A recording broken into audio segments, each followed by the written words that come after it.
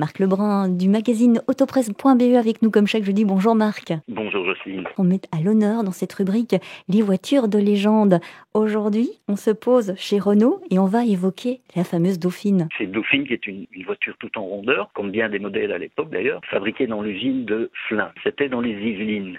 Et ce, à partir de mars 56 jusqu'en 67. Et par ailleurs, la première véritable voiture avec un vrai volant et un vrai moteur qui m'a été donné de conduire alors que j'avais 8 ans. Vous avez conduit à 8 ans? Oui, mais il y a prescription, Jocelyne. Mais vous savez que c'est interdit. À l'époque, on n'avait pas dit ça. Vous n'étiez pas au courant, alors vous êtes pardonné. Alors cette automobile a été conçue par le bureau d'études Renault dans les années 50 afin d'épauler la petite 4 chevaux qui tournait fort bien à l'époque. Mais puisque nous sommes sur une radio musicale dont le slogan n'est autre que « Vos chansons ont une histoire », attachons-nous à cette année 56 qui fut également une année riche en tubes musicaux tels que Heartbreak Hotel d'Elvis Presley, Je vais revoir ma blonde de Dario Moreno, L'homme à la moto d'Edith Piaf, Que sera sera de Doris Day, Sur ma vie de Charles Aznavour et enfin, et non des moindres, cette chanson pour l'Auvergnat de Monsieur Georges Brassens. Et bien sûr, vous n'allez rien fredonner. Rien du tout. Alors, cette Dauphine a été la voiture la plus vendue en France de 57 à 61 et la première voiture européenne à avoir été fabriquée en Argentine. Néanmoins, Renault connut un flop lors de sa commercialisation aux États-Unis en négligeant trop la qualité de fabrication, le service après-vente ou encore la disponibilité des pièces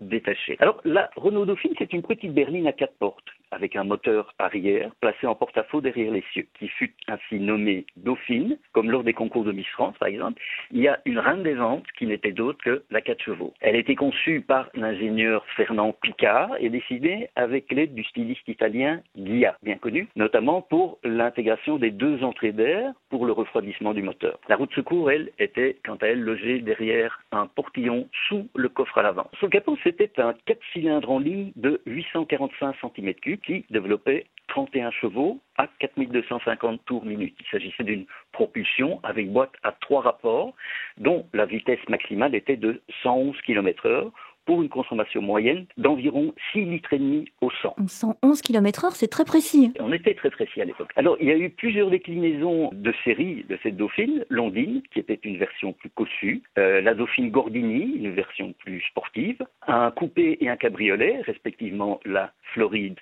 et Caravelle, et enfin la Dauphine 1093, un modèle pour la course, mais homologué pour la route. Alors, l'Ondine tout d'abord, il s'agit pour les modèles 61 et 62 d'une version mieux équipée, avec moquette, planche de bord noir mat et volant de type Floride. La plupart des améliorations seront ensuite intégrées aux autres modèles. Elle bénéficie également d'une boîte vitesse à 4 rapports et de sièges avant à dossier inclinable. Renault a alors fait appel à Amédée Gordini pour réaliser une version plus performante. Le sorcier fait alors une petite préparation et ainsi naquit la Dauphine Gordini en 57. La puissance passe alors à 33 chevaux et la vitesse de pointe à 126 km/h grâce à une nouvelle culasse, à l'augmentation du taux de compression ainsi qu'à l'utilisation d'un carburateur de 32 mm.